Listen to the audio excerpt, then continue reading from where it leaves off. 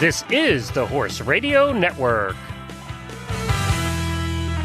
This is episode 101 of the Healthy Critters Radio on the Horse Radio Network. Healthy Critters Radio is brought to you by BioStar US. Find them online at biostarus.com. On today's show, we discuss our favorite equine and equestrian websites. The breed of the show is the Boerboel. In critter nutrition, we focus on nutritional support for senior dogs. And in Coffee Clatch, we ask, what award would your horse win at the Golden Globes? Listen in.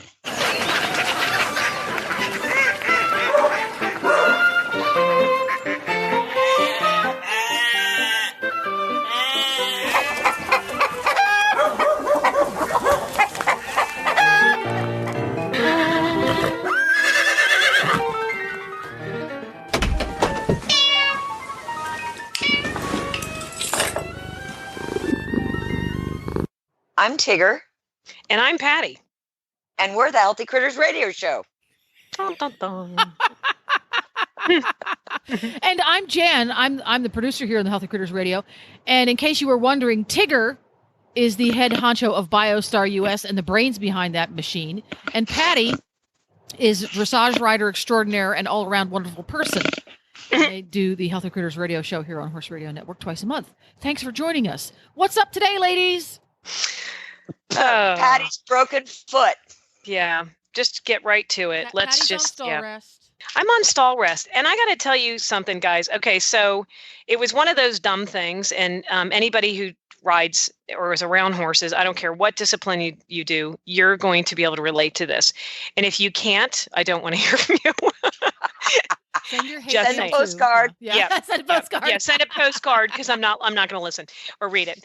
But 4 weeks ago was in my horse trailer and I was moving a box and it was like just some stuff was in there and I very dumbly stepped on a trunk, which I had forgotten had a wheel at the end.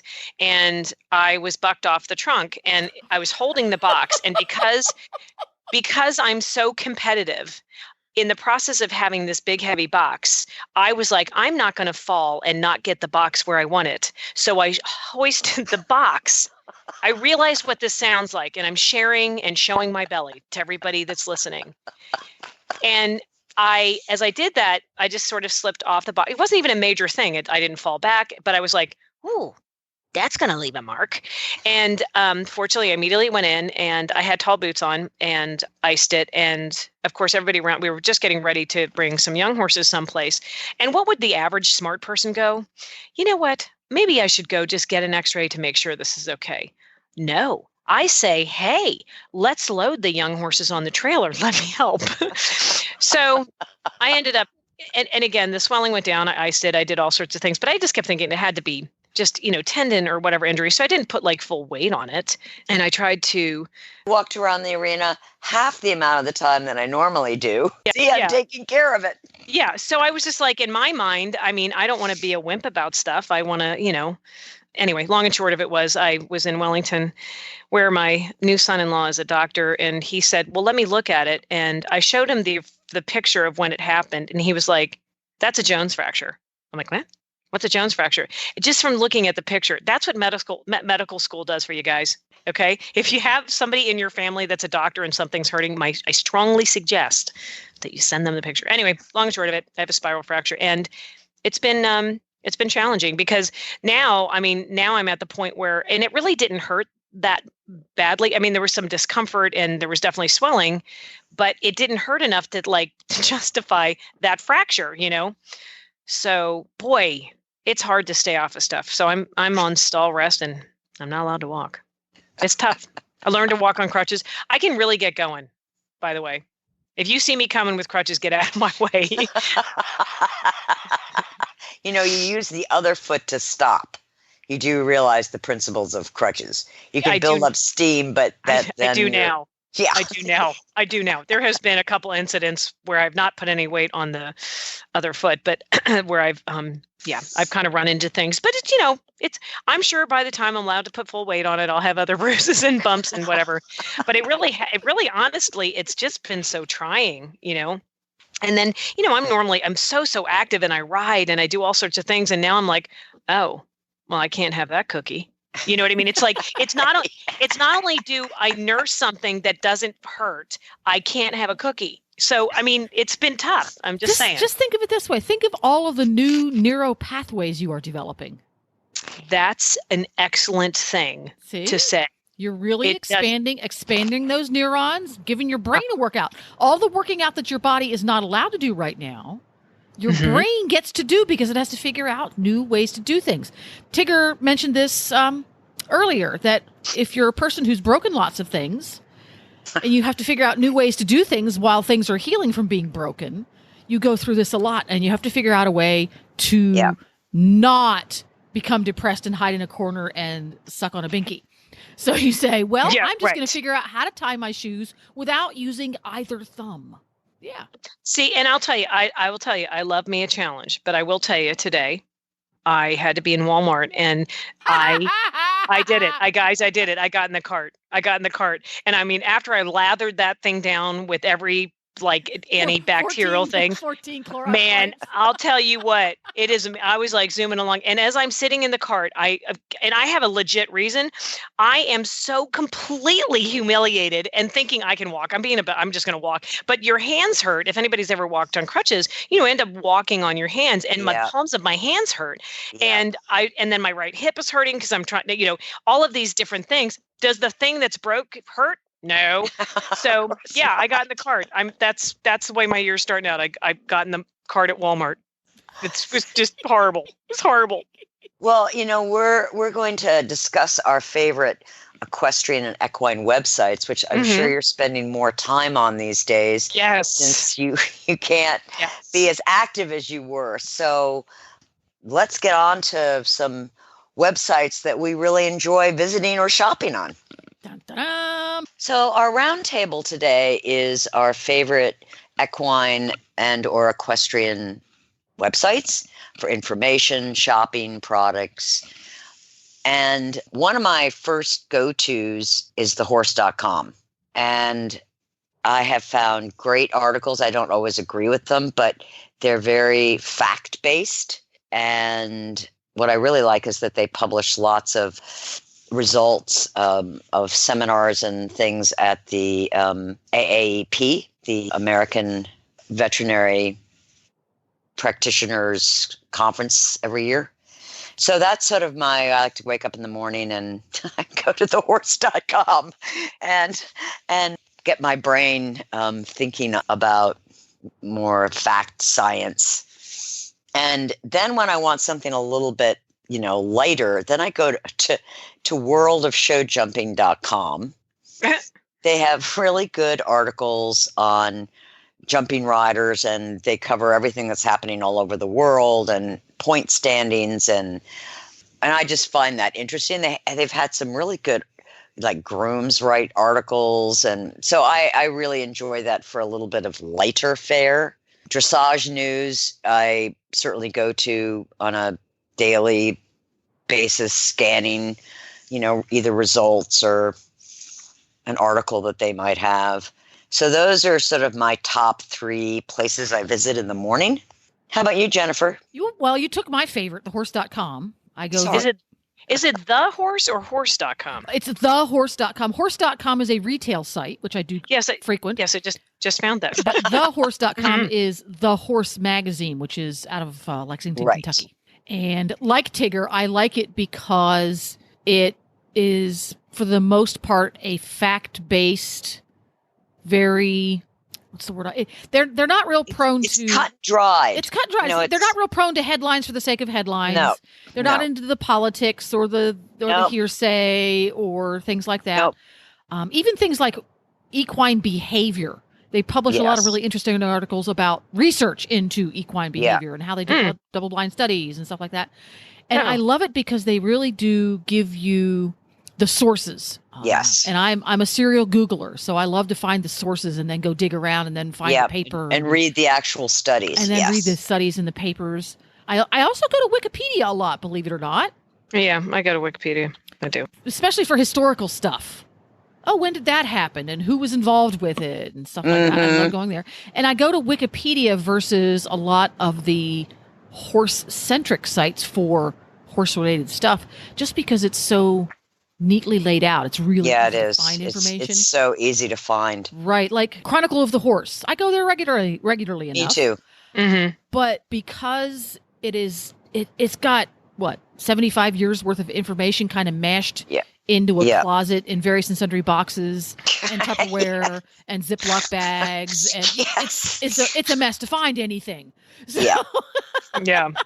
At least on a historical, but yeah. Chronicle is good for, what's happening in the competitive world now. And they have such good forums, like things that you can, find out about that. I stay far, far, far from the Chronicle of the Horse forums. Yeah, you cannot have a faint of heart. You kind of have to go in there with tough armor. Neighborhood. It's a very tough neighborhood. Very Holy cow. Yeah. And my third... But there's some very interesting opinions on there. Strong opinions, yeah. And my third of my three favorites to go to is one called alltrails.com.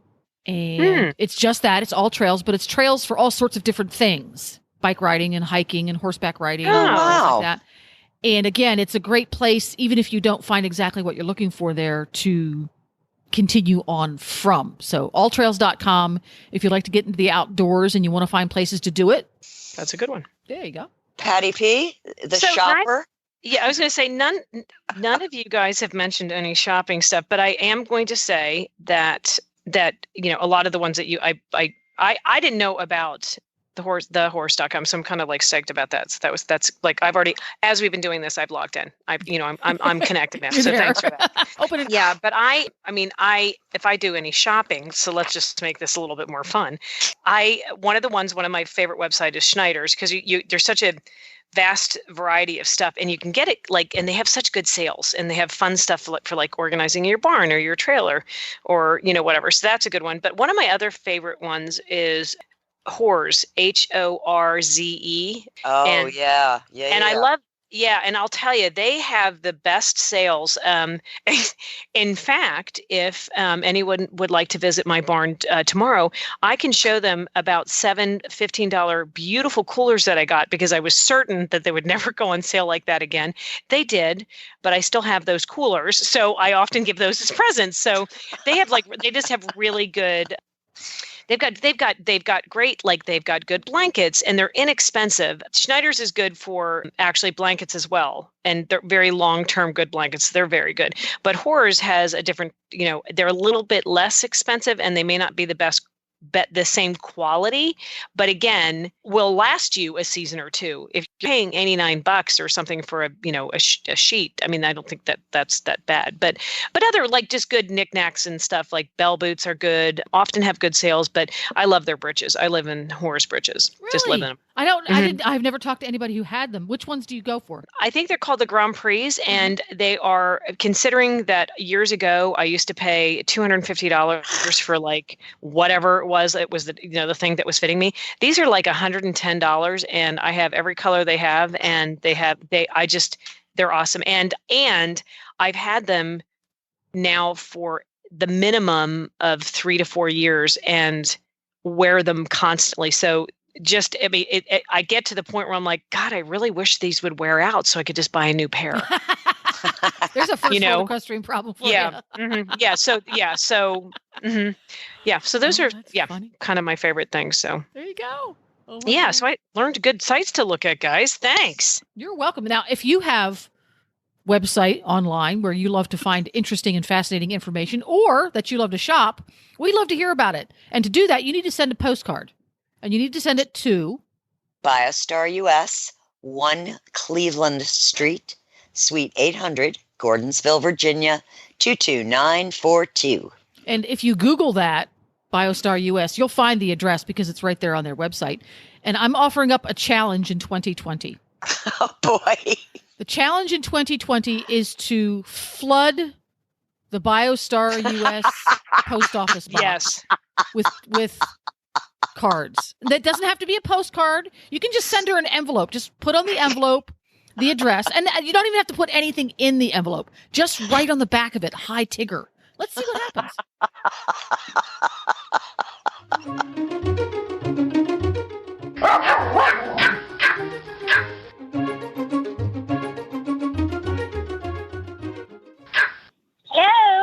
not in prison, so that's a nice update. Hetty, what happened, Hetty? So, Were you driving Mother- too fast, Hetty? no, first of all, she did not break any rules. And secondly, she only got a warning because she was polite, which is ridiculous. I wanted to read that cop the riot act. I did read him the riot act while she held my little paws off the seat so I would stop barking. Stupid cop, just doing his job, he said, not doing his job well enough, or he would be pulling over a criminal, not just a moron. Well, was she going too fast? No, apparently you're supposed to stop at the stop sign and recite half the alphabet, not just stop at the stop sign, gesture at stopping or whatever, and then keep going. Yeah. Even if there's nobody there, which is stupid. Silly rules. We are late for dinner. I mean, really, there should be an exception given for people who are late for dog dinner. Very good point. But he only gave us a warning. Apparently she looked innocent enough, which is ridiculous, for as we all know, she is a hardened criminal. Then the man stole our registration, and we had to go get it from him. And she was pretty sure she was going to get shot because she's in Florida wearing a hoodie. That makes She sense. didn't get shot, but she could have been. And then where would I be? Up shit creek. That's true. Patty, you had a question for Hetty. So, Hetty, considering your recent near jail sentence, I was wondering how you're feeling about your current living arrangements. Oh, I have a song. You do? Yes, I wrote it just for this occasion. Okay. Excellent. I'd love to hear you sing your song. I know you would. Please. First, when I met Keen, I was horrified. I could not believe that little monster before my eyes. And then I thought to myself, Tigger has done me wrong, but this pup, he must learn to get along, so you'll see me and my sister teaching him to serve Pomeranian. It is time for him to learn his ultimate place on the floor. While I am feeding my face, now you get down, you stupid pup. I have issues when you're rude, and you will learn to shut up because this is my room. You can get right out. I am queen of all of my domain. I am queen. You are not. You will get back on the floor and pick up my snot. I do not like your little furry attitude. You'll get down and you'll learn to get me food. I've got to tell you, I'm a little surprised that didn't end with cheese, but I guess that's a food group. Maybe we should explain that Hedwig is spending the winter with my puppy Keen, and Puppy. Freakishly large and rude. He's just too large. He's already bigger than the goblin. Really? Yes. yeah, Hedwig isn't so He's the crazy size about. of a small pony. He can do pony finals next year, no problem.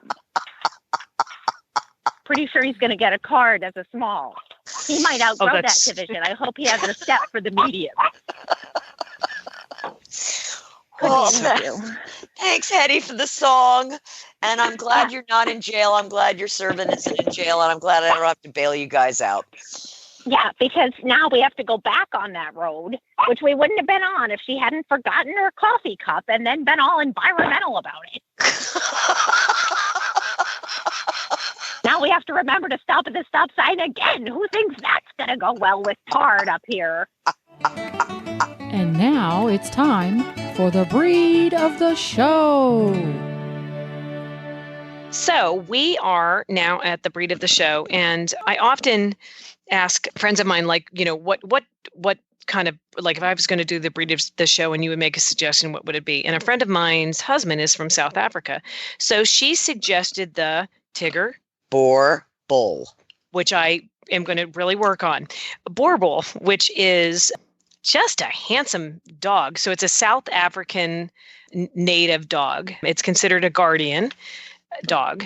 It was initially bred, so you got to keep this in mind when we talk about it, bred to tackle large animals like lions and baboons. So truly a guardian dog. The males are anywhere from 143 to 198 pounds. My God. Mm-hmm. Females are from like 121 to 154. Oh. They look a lot like a mastiff in That's what I the was sense. thinking too. They're very mastiff-ish.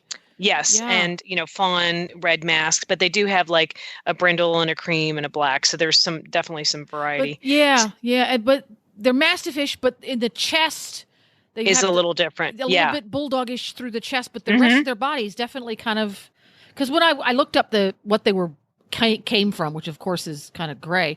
I went, Right. It's got to be some kind of a mastiff. It's like, probably not. Yeah. Yeah. Well, which is interesting that you say that, because they really, it has a long breeding history, but they're not really certain what breeds were involved. They just know there was like Dutch influence, French influence, and some British roots. But it's just, it's become very popular, I guess, now in the States, and they are AKC and UKC registered. But the name is kind of translated into farmer's dog. And again, Tigger, you can try to say the name Boerboel. Boerboel. Exactly. But they were, the original point is they were created to defend the homestead for the farmers. And so you think about being in South Africa, you're looking at lions and baboons, which I was like, oh my gosh, like that just sort of fascinates me. So short, dense coat, they very blocky head, very well muscled, but sort of different than, and again, I'm not sure about this part of it, but a little bit different than our mastiffs now that we have, which is obviously we're kind of relating it to that, but because they love their owners. They're very intelligent, but they absolutely positively can be aggressive towards other dogs because they're a guardian breed, which is typical. Like Anatolian Shepherds, they can be that way as well, but they can, you can kind of work with it. But they really made a point about, this is a dog that absolutely loves to be around their owner. And in fact, and all the times that I've been researching different breeds, they really talked about the protectiveness and how evident it is about what they know what their job is, how clear it is. They're very calm and stable and confident. They're strong. They're very strong in their territorial instincts. And that's why they're so popular to fight baboons and lions, right? But they thrive on being with their person, and which can be a family, but they're sort of like limited to what they're going to be adaptable to. So this would not be a dog that you would want to get and be like, I'm going to bring this dog to the barn all the time. It's not a dog that's going to adapt well. The other thing that was kind of interesting is they need like an average amount of exercise. It's not like it's not like our Aussies, Tigger, that have to kind of blow themselves out so they can come and chill and, whatever. They don't do great in small environments, obviously, because they're such a large dog, but they don't have to be on a farm to be happy. Again, it's kind of average exercise. But the big thing is that because the way they've been bred, they're like I said, they're very into their owner, and they don't do well with long periods of time away from the owner. And so this would not be an 8-hour-a-day job. This is probably not your dog. Yeah, exactly. Because they become quite destructive, because their job is to kind of be with the person and guard the family. But just kind of a really interesting dog, but they've really become very popular in the States, and they significant time and energy is to train them, but they thrive on positive reinforcement, and they're just simply not good alone, but kind of a cool dog. I feel like I've learned a lot more about guardian breeds, and this is the first dog that seems just so true to what the initial breeding was. I mean, a lot of times when they breed and they go through AKC and all the, a lot of times they can become more of a family pet or whatever. And this can be a family pet, but it's not. I mean, this dog's meant to do its job. So kind of a cool breed. Cool. Boerboel. No, Bull. not boil, just bull. Damn. Okay, Boerboel. Boerboel. Yeah. there you go. Boerboel. That was yeah. Okay, there you go.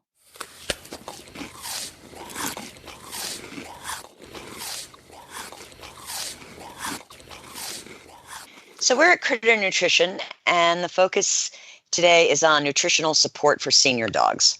And having a senior dog myself, who I just looked up his age in human years based on his weight, he's going to be 77 this month. Wow. In human years. Wow. Yeah, he's going to be 12 in canine years, and that's based on his size, is 77 in human years. So I decided that I am going to forego my own birthday party, which I normally have in Wellington every winter in January, because Kemosabe and I, our birthdays are 5 days apart. And I'm going to have a birthday party for Kemosabe instead, which sounds way more fun to me. Sabi will like that. Yes. So I'm going to focus a little bit on medicinal mushrooms for the senior dog. Medicinal mushrooms are important foods for senior dogs to address stress, the immune system, and quality of life. The one specific mushrooms I'm going to focus on are cordyceps and reishi, because they provide stress support, immune support, antioxidant support, energy and vitality, and anxiety support. Here's the thing. Senior dogs experience more stress than their younger counterparts. They can become increasingly irritated and agitated and anxious. They may feel more vulnerable as their mobility decreases. Their hearing and senses change too, and that leads to more anxiety. When a dog is stressed, their body releases cortisol, a part of the flight or fight defense mechanism. Dogs that experience chronic stress have elevated cortisol levels that can affect the immune system. Elevated cortisol levels can also cause increased weight gain. Ongoing stress also affects the GI tract, causing imbalances in the gut microbiota. Ongoing stress can also lead to imbalances in the normal inflammatory response. Increasing foods high in antioxidants, such as mushrooms, can help the body protect itself from free radical damage. Cordyceps mushrooms provide immune support, and they're commonly used in veterinary complementary medicine to support small animal respiratory disorders. Some holistic practitioners refer to it as quality of life enhancing mushroom. Cordyceps enhance energy and well-being. The reishi mushroom is known in traditional Chinese medicine as the mushroom of immortality. Reishi is an immune modulator. It also provides antioxidants for balanced inflammatory support, and it reduces anxiety and increases feelings of well-being. Now, when you go to purchase mushrooms for dogs, you have to be very aware, or you need to be aware of how they're grown. Some companies grow mushrooms on oats and grains or rice substrates. The traditional substrate for most medicinal mushrooms is wood, just like you would find in a forest. BioStar's sourced medicinal mushrooms are grown on hardwood logs and grown in shade houses, not laboratories. These shade houses provide a constant flow of fresh air and natural sunlight. The mushrooms are harvested by hand and sun-dried. Mushrooms grown on grains, oats, or rice can have high polysaccharide content, but this content is mainly the starch or gluten found in the grain medium. Our senior dogs do not need more starch or gluten. Mushrooms grown on wood contain higher levels of beta-glucan. Beta-glucan acts on immune receptors to protect the body from pathogenic microbes, environmental toxins, and carcinogens. Our newly revised Optimum Canine Senior provides both cordyceps in its organic form and organic reishi. We also include tulsi, which is known as holy basil, the foundational stress herb of Ayurvedic medicine. It is considered a tonic for the mind and body. Tulsi assists in regulating the adrenal gland production of cortisol.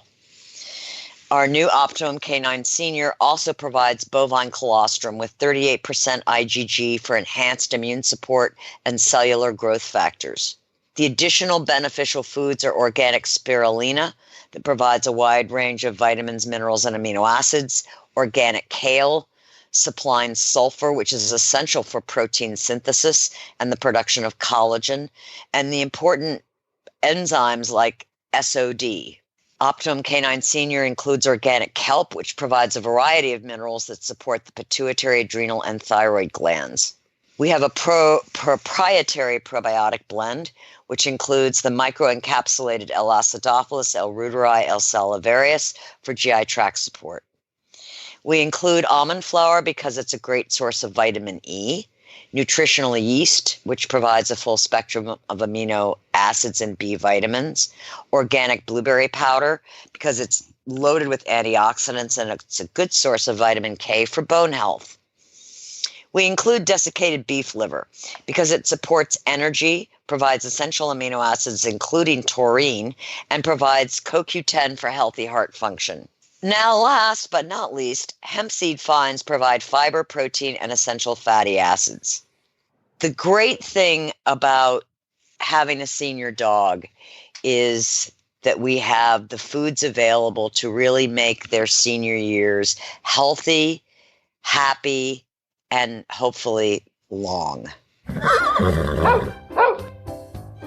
Real horses and real dogs are healthier, perform better, and recover more quickly on real food. That's why BioStar empowers horse and canine owners with 100% whole food nutrition, supplements, and feeding programs. BioStar products are made at their own certified non-GMO facility in Gordonsville, Virginia, using real food ingredients that are raw, freeze-dried, or dehydrated, never cooked, and are free from artificial flavors, colors, soy, corn, wheat, and molasses. The BioStar product line includes a wide range of whole food, horse and dog supplements, treats, and unique artisan poultices that embrace the ancient and traditional uses of clay and plants. Visit biostarus.com today and learn about whole foods and canine and equine nutrition so you can make the best decisions about the care and health of your horses and dogs. That's biostarus.com. Whole food nutrition the way nature intended.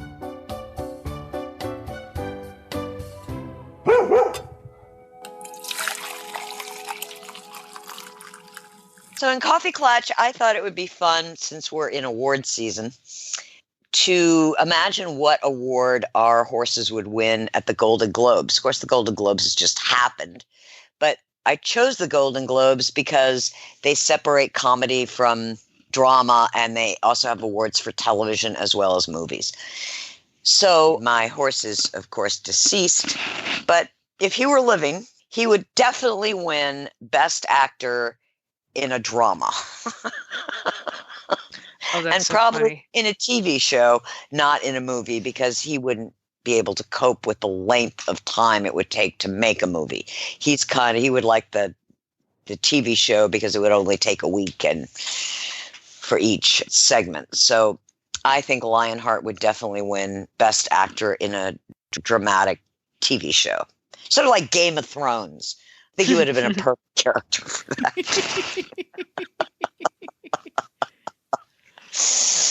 Jennifer? Nigel, my OTTB, Yes. would be the outstanding lead actor in a drama series. Another drama. Totally the leading man in a soap opera. That character has been on the show for 25 years. He's been kidnapped and taken to a desert island. He's been killed and come back to life. Yeah, he's that guy. Definitely. And had like 10 wives. 10 different wives, yep. Yep. And he loves them all dearly, and they still love him. Yep. Oh, that's so funny. Patty? Okay. As you both know, I'm not up to date on all of this stuff, but I will tell you that my very cute 3-year-old would totally win one of those for comedy. He is the funniest. He's just the funniest young horse I think I've ever had. He comes close to one I had like 20 years ago, but just on Sunday, it was a beautiful day. It was like 66 degrees. It was just gorgeous out. And we were just all sitting kind of, just around all the fields. And he obviously thought it was time to eat. So he just picks up his head, trots over to, we have feeders on the ground, picks it up and starts flipping it up and down on the fence and banging on the fence. And of course, we find this incredibly humorous. And anyway, it ended with him throwing it in a hissy fit, which then goes into what more of a serious role. But he's so I would say comedy, because I mean, if he's not doing that, then he's taking his feed bowl and putting it in the water trough and sinking it. Yeah, he definitely gets best actor in a comedy series. Yeah. And so, but if you walk by, the girl that broke him for me when I was moving back to Texas, very, very wonderful, young horse trainer and breaker, she taught him to smile. And if you walk by him and he thinks just by chance you may have a cookie or a snack, he'll like lift his lip. He'll come running over and start lifting his lip. So yeah, he's pretty hysterical. Outstanding actor in a comedic series. There he is. Okay. All right. There you go. Yes. He was. Now, how about Glenn's driving horse? Glenn's pony, Scooter? Yeah. Scooter, I think he is the second assistant to the third unit director. Oh gosh, that's funny. Yeah, he's the behind the scenes. Got it. Yeah, he's the one causing trouble and playing practical jokes and getting coffee and putting salt in it instead of sugar, but not telling you. That's the Scooter. mare that I adopted from a rescue this last spring to be Lion's companion. I think she could win Best Director because she directs the entire herd. Oh, that's great. I love it. You be over here and you're over here and you can't come here and don't come here yet. But in about 10 minutes, that would be okay. You can move forward. Yeah, it's so funny to watch her just control and direct the herd. So if you've got, and think of what award your horse might earn at the Golden Globes, send us a postcard at BioStar US, 1 Cleveland Street, Suite 800, Gordonsville, Virginia, 22942. And if you don't have a postcard, just reseal an old envelope, put a new stamp on it. No, don't listen to Jennifer. Do not listen to Jennifer. Do not listen to the woman behind that curtain.